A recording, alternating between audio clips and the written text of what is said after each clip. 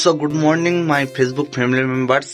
তো আজকে কামারপুকুর কর্ম আন্দোলন পর্যটন হুগলি কামারপুকুরে একটা ফেসবুক মিট আপ আছে, যেখানে বড় বড় ক্রিয়েটাররা আসছে আর কি। তো সেইখানে আমি যেতে চলেছি। তো এই ব্লগটা একটু ছোট হলেও কোনো আপত্তি নেই, বড় হলেও কোনো নেই। তো তোমরা এই ব্লগটা প্রথম থেকে দেখতে থাকো যে কি করছি না করছি। বাট আমার মা আমার জন্য গরম জল বসিয়ে দিয়েছে, তো আমি এখন স্নান করব। স্নান করার পর তোমাদের সাথে দেখা হচ্ছে, চলো। সো গাইস, আমরা এবার বেরিয়ে পড়েছি স্করপিও বসে। দুটো ড্রাইভার আর কি দিতে যাচ্ছে, ওই একটা আর একটা। আমরা এখন যাব যেখানে বাস দাঁড়ায়, মানে স্ট্যান্ডে, একটা ছোটখাটো স্ট্যান্ডে। এখানে যে দেখা হচ্ছে, তো চলো। সো গাইস, স্ট্যান্ডে চলে এলাম, এসে এবার বাসের অপেক্ষায় থাকতে হবে আর কি। তো বাস এখন কখন আসে সেটাই ব্যাপার। তো এখন অপেক্ষা করতে থাকি, কতক্ষণ ওয়েট করতে হয়। চলো বাস আসার অপেক্ষায় থাকি। তো আমি নিয়ে যাচ্ছি আমার ভাইকে। নন্টি, তো এই ভাইটাও থাকেনি, আমার সাথে একটা ঠাকুমা এবং পিসি ছিল। তারপর বাসের জন্য অপেক্ষা করতে করতে বাসও চলে এলো। তো বাসে চেপেও পড়লাম। তারপরেই আমি আরামবাগ পৌঁছে গেলাম। আসার পরই আবার কামারপুকুরের বাস ধরলাম। সো এবার বাস ছেড়ে দিয়েছে, এবার আমরা যে দেখা হচ্ছে কামারপুকুরে। তো চলো যে দেখা হোক। তারপরে একটা ফলমূলের দোকান পেলাম, দেখতে খুব ভালোই লাগলো। অনেকদিন পর যেন এমনটা মনে হচ্ছিল যে ফলগুলো সবই খেয়ে নেবো, কিন্তু এত বললে তো এত খাওয়া যায় না, তাই না? যখন বাসটা ছেড়ে দিয়েছে আমার ভাবটা যেন একটা কেমনই লাগছে। একটা বাইরের দিকে তাকাতে একটা ভালোই একটা ভিউজ আসছিল। তারপরে কামারপুকুর স্ট্যান্ডে নামার পর আমরা একটা টোটো ধরি। টোটো থেকে এবার আমরা পুরোপুরি গেটে নামবো। দাদু আমরা একটু হয়ে বলে দাও তো কোথায় নামবো? মান্নারনে গেটে। হ্যাঁ, গুড শট। ওকে। তো গাইস, অবশেষে পৌঁছে গেলাম। এবার দেখি চলো মিট আপে কি আয়োজন হয়েছে। তো এইখানে যেই দেখা হচ্ছে, আর তেমন কিছু বলবো না, খুব একটা বেশি কিছু বললি ভিডিওটা বড় হয়ে যাবে। তো চলো যে দেখা হচ্ছে। এখানে অবশেষে এসে পৌঁছানুম, আর ওইখানে দেখি না আমাদের একটা দুর্গা ঠাকুর। ওই দেখো, ওইখান থেকে দুর্গা ঠাকুর, আর এখানে ড্রোন ছেড়েছে। ড্রোনটা ঠিক মতো দেখতে পাচ্ছি না, আমার দেখো ড্রোন ছেড়েছে। আমরা ওদের জন্য যেতে পারছি না, রাস্তা অফ হয়ে আছে। এসে পৌঁছে গেছি, কিন্তু দুর্গা ঠাকুর আয় দেখো মাঝে মাঝে ওর ওই বেড়ার দিকে যাচ্ছে। এটা কি ধরনের দুর্গা ঠাকুর বাট আমি বুঝতে পারছি না।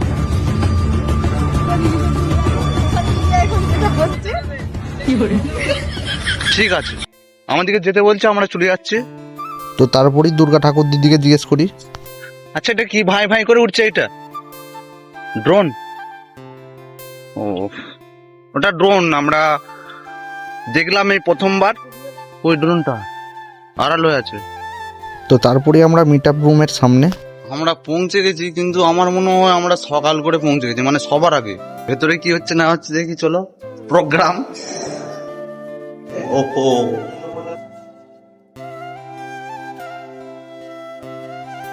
তো মিট আপ রুমে ঢোকার পর আমরা দেখতে পাই কতগুলো ট্রফি সাজানো আছে, আর পেছনে একটা ব্যাকগ্রাউন্ডও আমাদের করেছে ব্যানার। আর ব্যানারে কে কে আছে তোমরা সেটা কিন্তু ভালোভাবে দেখো।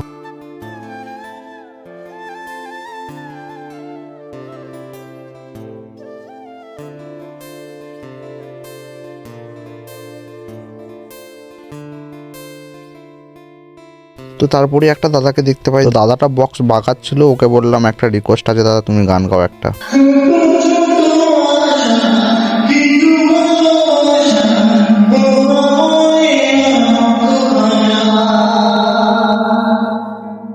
তো দাদা সিঙ্গার বলে আমি জানতাম না, ভালোই গান গায়। তো আবারও মিট আপ রুমটা তোমাদেরকে একটু দেখাতে থাকবো। তো আমার সাথে এসছে আমার ঠাকুমা আছে এবং পিসিমণি আছে। তো তারপরে আমার নাম ডাকাডাকি করছিল। আমি টুকটুক করে হেঁটে হেঁটে স্টেজের ওপরে উঠলাম, একদম বাচ্চাদের মতো হাঁটি হাঁটি পা পা করে। তো আমাদের যে গ্রুপ অ্যাডমিন আছে মানে মিট আপের, সে বুক ব্যাচ আমার বুকে লাগিয়ে দিল। তো তারপরে হলুদ শালু পরিয়ে আমাকে শুভেচ্ছা জানালো, হাতে তুলে দিল ফেসবুক ট্রফি। তারপরে দাদার কাছ থেকে মাইক্রোফোনটা নিয়ে নিলাম দুটো কমেডি দিতে। আমি এখানে একটা কমেডি দেবো, ঠিক আছে?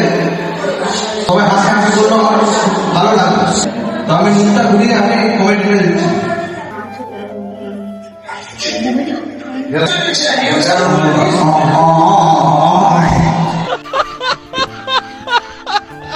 তো তারপর আবারও কমেডি দিলাম একটা।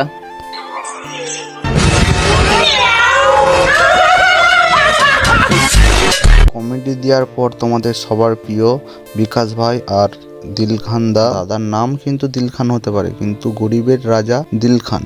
যা মানে যে গরিব দিকে অনেক সাহায্য করে সেই দিল খান দা। তো আমরা এখন স্টেজের সামনে পড়ব। দাদা এখন মানে একটু বসে পড়েছে, কারণ দাদা অনেক দূর থেকে এসেছে।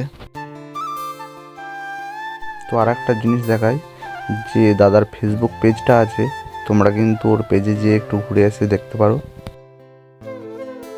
তো তারপরে আমরা চলে যাব দাদাদের সেলফি ভিডিও নিতে। তারপরেই কিছুক্ষণ পর তোমাদের সবার প্রিয় তারকাটা টিঙ্কুদা চলে আসে, দাদারা হাতে ফুল দিয়ে শুভেচ্ছা জানায়। তারপরে এদিকে দেখো জয় মামা আছে, জয় মামা আমাকে ফোনটা দিল, আমিও দুটো ফটো শ্যুট করে দিলাম।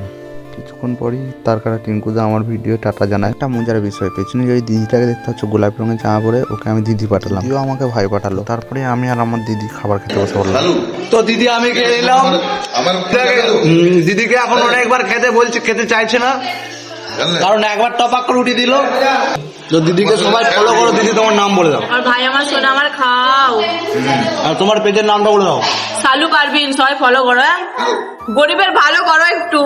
আর একটা কথা বলছি, দিদির কোনো বয়ফ্রেন্ড নেই, ঠিক আছে? যদি পারো আমাকে SMS করো, দিদিকে আমি ঠিক কন্ট্যাক্ট করে দেবো।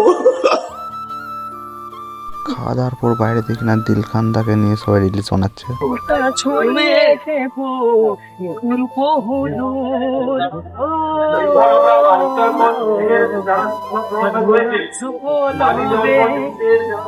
বারা কি গান আমি এখনো বুঝতে পারছি না।